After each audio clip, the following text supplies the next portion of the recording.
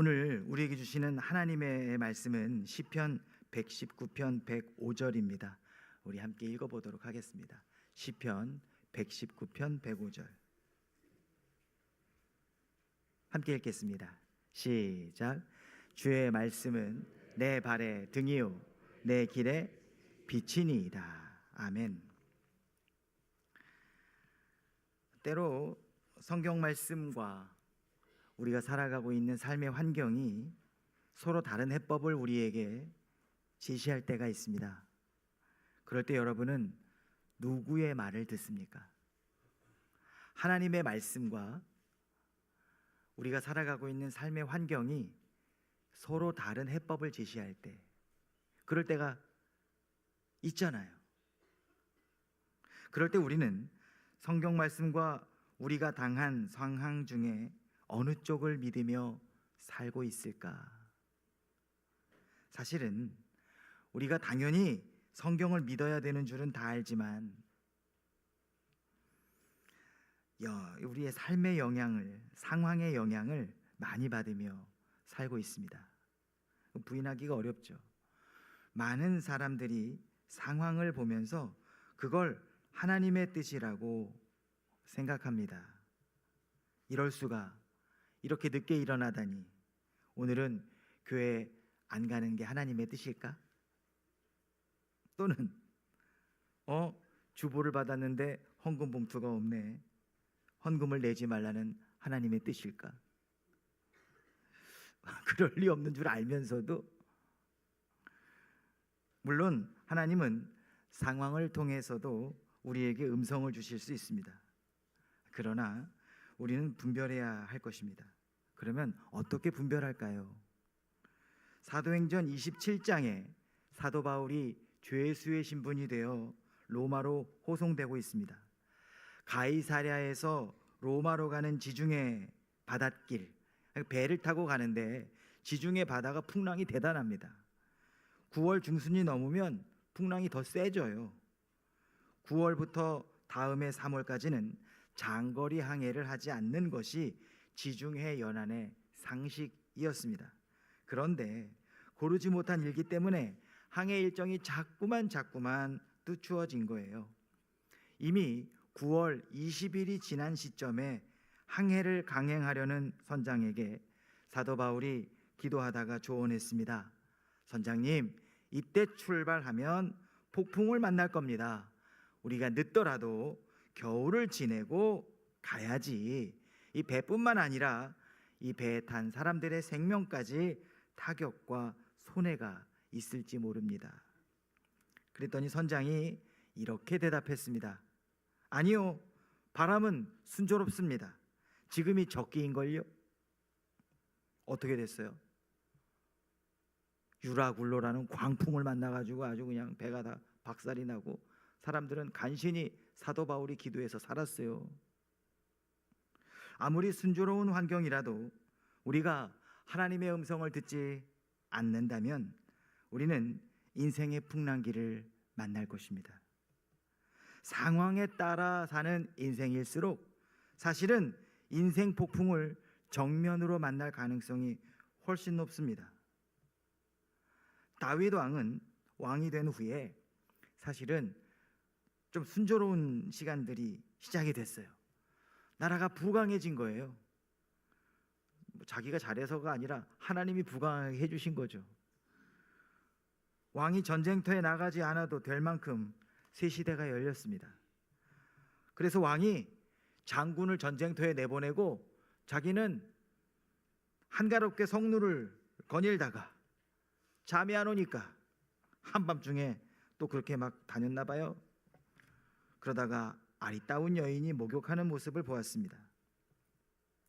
환경만 보면 뭔가 뜻이 있는 것처럼 느껴질 수도 있겠죠. 나라는 든든하지요. 따뜻한 봄날에 아름다운 여인이 왕 앞에 목욕을 하지요. 근데 그 시절의 왕은 불가능이 없는 절대 권력자였습니다. 법도 맘대로 바꿉니다. 마침 그 아내의 남편은 전쟁터에 나가 있습니다. 그러면 완벽한 상황일까요? 하나님이 그렇게 몰아가신 걸까요? 그럴 리가 없죠. 다윗이 하나님의 말씀을 잊고 싶었을 뿐입니다. 다윗은 선지자에게 묻지 않았고 성경을 기준으로 묵상하거나 헤아려 보지도 않았습니다. 여러분, 죄를 짓기 완벽한 상황이란 없습니다. 죄 짓기 완벽한 상황은 오로지 자기 속에서 활활 타오르는 욕망의 눈으로 상황을 볼 때에 생겨나는 것이죠. 자, 그래서 다윗에게 평안이 찾아왔을까요? 천만에죠. 상황을 따라갔기 때문에 그때부터 다윗은 인생 풍랑을 정면으로 맞기 시작합니다. 그날 이후 하나님께 그토록 사랑받았던 그리고 인정받았던 다윗의 집에 지금까지와는 다른 인생 기류가 시작됩니다. 다윗의 집에 하나님의 심판이 끊이지 않았습니다. 우리가 하나님의 음성을 잊고 살아간다면, 자기 멋대로 살아간다면 천하의 다윗이라도 어쩔 수가 없는 것이죠. 하나님께서 우리에게 말씀하실 때는 하나님의 방법과 패턴을 사용하십니다. 여러분도 나름대로 패턴이 다들 있으시잖아요, 그렇죠? 각 사람마다 있습니다. 지금 광고를 또 하나 드리려고 하는데, 유튜브로 참석하시는 분들도 계시는 것 같아요. 여러 가지 상황으로 유튜브로 참석하시는 분들은요, 그 댓글을 남기셔야 됩니다. 근데 유튜브가 끝나면 참석했는지 안 했는지 우리가 알지를 못하잖아요, 출석 체크를. 그래서 제가 한 분을 또 심어놨습니다. 그러니까 이제 거기다가 아멘을 하든지 할렐루야를 하든지 나 왔다 가요라든지, 닉네임으로 써주신 분들은 닉네임 보고는 모르잖아요, 그분이 누군지. 본인 이름을 적으면서 참석했음 막 이렇게 지금 댓글을 달아주시면 제가 심어놓은 그분이 지금 출석 체크를 하셔가지고 저에게 보고를 해주실 거라고 생각합니다. 그렇게 같이 서로 승리하고 특별 새벽 기도에 완주했으면 좋겠습니다. 하나님은 우리에게 말씀하실 때 하나님의 방법, 하나님의 패턴을 사용하십니다. 우리가 하나님이 말씀하시는 패턴을 이해하려면 하나님 그분이 어떤 분인지 우리가 이해하기 위해서 애써야 합니다. 어떤 목사님은 여자들이 결혼할 때 남자의 외모를 잘 보고 판단해야 된다면서 이런 말씀을 하시더라고요. 생각해 보세요. 우리나라의 위대한 사람들 중에 눈이 큰 사람 봤습니까? 눈이 다 작아요. 이순신 장군, 박지성, 김연아, 박정희 막 예를 드는데, 중요한 건 그 말을 하는 목사님 눈이 작다는 사실입니다. 참고로 제 눈도 작습니다. 또 어떤 분은 이렇게 얘기해요. 세상에 대머리가 국어라는 거 봤습니까? 대머리 거지 봤습니까? 이렇게 말하는 사람들은 틀림없이 대머리라는 사실입니다. 자, 하나님을 이해하는데도 하나님의 시각이 필요해요. 하나님을 이해하고 나면 그분의 패턴이 우리의 눈에 들어오게 됩니다. 달력에서 빨간 날짜를 기다리면 월급쟁이고 검은 날짜를 기다리면 사장이라는 말 들어보셨습니까? CEO의 관점에서 보면 마음가짐과 언행이 달라질 수밖에 없습니다. 오늘 말씀을 우리 다시 한번 좀 읽어보면서 생각해 봤으면 좋겠어요. 시편 119편 105절 말씀 함께 읽겠습니다. 시작. 주의 말씀은 내 발의 등이요 내 길의 빛이니이다. 아멘. 하나님은 어떤 분이실까? 왜 우리에게 말씀하실까? 성경 속에는 명확하게 나옵니다. 오늘 말씀해 보니까 주님의 말씀은 내 발의 등이다 그랬어요. 하나님은 저 멀리 우리가 상상할 수 없는 미래를 비추는 분이 아니고 바로 내 발 앞에 있는 즉각적인 필요에 대답해 주시는 분이라는 거예요. 하나님은 우리와 멀리 떨어져 계신 분이 아닙니다. 네가 어떻게든 이 어려움을 다 딛고 헤어나오면 내가 너에게 뭐 어떻게 해줄게, 이게 아니에요. 하나님은 지금 우리의 필요를 아시고 응답하십니다. 우리가 하나님의 응답을 듣는다는 것, 하나님의 음성을 듣는다는 것은 그러므로 이게 추상적인 것이 아닙니다. 주님의 말씀이 내 길의 빛이라고 하는 이 말씀은 하나님께서 나의 가는 길을 밝히시고 내 장래의 길을 비춰주시는 안내자라는 뜻입니다. 하나님의 말씀은 지금 이 순간에도 또한 장래에도 우리의 삶을 인도해 주시는 가장 확실한 지침입니다. 만약에 여러분이 가본 적이 없는 곳을 여행하게 된다면 지도와 안내원 중에 둘 중에 하나 선택하세요. 그러면 여러분은 뭘 선택하겠습니까? 지도를 보고서 헤매면서 가시겠습니까? 아니면 안내원과 편안하게 가시겠습니까? 당연히 다 안내원 택하겠죠. 길과 그 상황을 잘 알고 있는 안내원이 인도해 준다면 경험하고 따라가기만, 경청하고 따라가기만 하면 되는 것이니까요. 하나님의 말씀은 우리 발의 등이라고 했습니다. 멀리 비추는 헤드라이트가 아닙니다. 아무리 멀리 비춰도요, 우리 인생길 끝까지 비출 수는 없습니다. 그리고 그 먼 곳을 바라볼 능력이 우리 인간에게는 없어요. 3, 4년 전에 코로나가 왔지만 우리가 코로나가 올 거라고 예상한 사람이 한 사람이라도 있습니까? 그 전에 그렇게 사스도 오고 별의별 게 다 왔지만 설마 그렇잖아요. 우리는 앞일을 알지 못해요. 가장 중요한 것은 지금 내 발 앞을 보는 능력입니다. 하나님의 말씀은 내 길의 빛이라고 했습니다. 여러 곳을 비추는 빛이 아니라 나의 길을 비추는 빛. 그래서 내 갈 길을 가게 합니다. 하나님의 인도하심을 받아 각자 자신의 길을 가는 저와 여러분 되시기를 축원합니다. 그런데 우리가 주일날 들은 말씀이 계속해서 우리에게 기억되면 얼마나 좋겠어요. 미 공군에서 조사한 결과에 의하면 사람들은요, 자기가 읽고 들은 것에 90%에서 95%면 전부예요. 72시간 안에 다 잊어버린답니다. 그러니까 설교를 주일날 듣고서 수요일 되면 기억이 난다 안 난다. 네, 또 해도 몰라요. 네. 거의 잊어버린다는 말인데요. 그래서 주님은 우리에게 성령을 주시는 줄 믿습니다. 성령을 주시는 약속을 하신 이유가 여기 있어요. 시편 32편 8절의 말씀.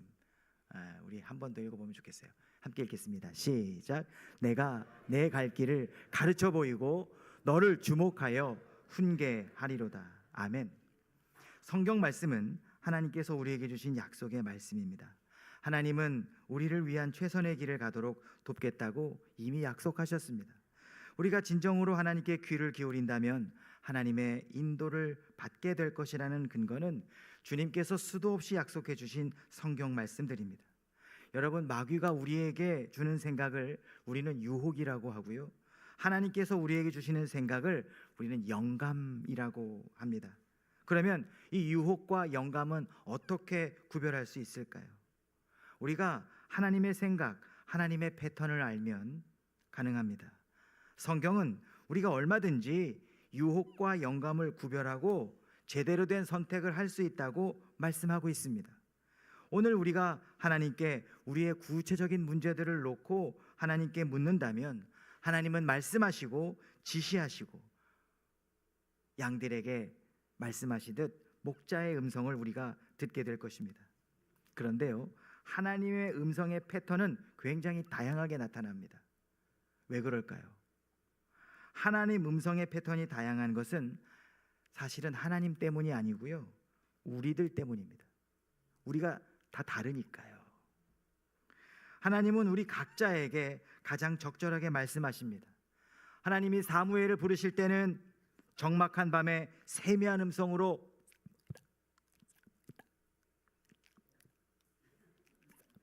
이렇게 부르셨지만 사도 바울을 부르실 때에는 아주 찬란한 빛으로 역사하셨습니다. 다메섹 도상에서 얼마나 밝은 빛으로 나타나셨던지 그만 바울은 눈이 멀고 말았습니다. 놀라서 바짝 엎드린 바울을 여러분 상상해 보시기 바랍니다. 왜 그러셨을까요? 그렇게 하지 않았다면 사도 바울은 쉽게 낮아질 사람이 아닙니다. 하나님은 우리가 알아듣게 말씀하십니다. 그런데 우리 인간들은 편리함을 추구하지요. 혹시 공식이 없을까? 그러나 성경을 보면 공식은 없다는 걸 우리가 알 수 있습니다. 모두에게 동일한 패턴으로 말씀하시지 않습니다. 각 사람에게 다르게 말씀하셨습니다. 어떤 사람은 이런 생각을 하죠. 하나님의 음성을 만약에 내가 귀로 들을 수만 있다면 믿을 텐데. 그런데 놀랍게도요, 예수님 당시에 살았던 사람들은 주님의 음성을 직접 귀로 들었잖아요. 그렇지만 그들은 믿지 않았습니다. 심지어는 죽은 사람을 살리는 현장에서도 믿지 않았습니다. 히브리서 11장 6절의 말씀, 그러므로 믿음이 없이는 하나님을 기쁘시게 하지 못하나니. 아멘. 하나님의 음성을 듣는 것은 방법의 문제가 아니라 내가 얼마나 하나님을 믿느냐의 문제인 것입니다. 하나님의 음성을 듣고자 하는 사람에게 가장 중요한 것은 그러므로 하나님과의 친밀한 관계입니다. 야고보서 4장 8절의 말씀을 우리 함께 읽어볼까요? 야고보서 4장 8절 없나요? 있죠? 이 노란색 글씨만 읽겠습니다. 시작. 하나님을 가까이 하라. 그리하면 너희를 가까이 하시리라. 아멘. 중요한 것은 관계는 단번에 만들어지지 않는다는 거예요. 시간이 필요합니다. 아브라함이 그랬다 그랬죠, 주일날. 하나님이 아브라함을 처음 만나 명령하셨던 것은 단지 고향을 떠나라는 것이었습니다. 40년이 지나서 아들을 제물로 바치라고 명령하셨는데 그 음성에도 순종했어요. 만약에 아브라함을 처음 만나자마자 네 아들을 바쳐라 그랬다면 아브라함이 하나님을 따라갔겠습니까? 하나님은 우리와 친밀함을 원하시고 우리에게 가까이 다가오시는 좋은 분이십니다. 오늘 우리가 기억할 것이 이것이에요. 하나님은 좋은 분이다. 그리고 하나님은 일관성이 있으시다. 우리가 이랬다 저랬다 그러지 하나님은 언제나 동일하시죠. 이것이 그분의 음성을 확인하는 가장 중요한 단초가 됩니다. 가장 먼저 생각할 수 있는 하나님의 일관성은 무엇일까요? 그건 주님이 거룩하시다는 분이에요. 하나님의 거룩함을 결코 하나님은 훼손하지 않으십니다. 하나님은 거룩한 분이기 때문에 거룩하지 않은 방법으로는 사람에게 말씀하시지 않습니다. 하나님은 사람들을 비윤리적인 길로 인도하시지 않습니다. 다윗의 간음을 제가 말씀을 드렸지만 다윗의 간음은 결코 하나님의 지시가 아니었습니다. 언젠가 그 유명한 만민교회 목사가 건축 헌금을 하려고 라스베가스에서 노름을 했다는 뉴스가 있었습니다. 여러분 어떻게 생각하십니까? 왜 노름했습니까? 건축 헌금하려고 했습니다.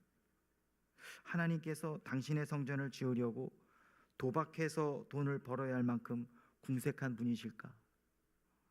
그분은 그렇게 능력 없는 분이 아니시잖아요. 여러분, 하나님의 성전은 돈으로 되는 것이 아닙니다. 하나님은 일관적인 성품이 있습니다. 그래서 우리와 인격적인 교제가 가능한 거예요. 그분의 성품은 성경에 수도 없이 나타나 있습니다. 그 하나님의 성품을 알고 하나님 그분을 알고 그 하나님을 섬길 수 있기를 축원합니다. 우리 기도하겠습니다.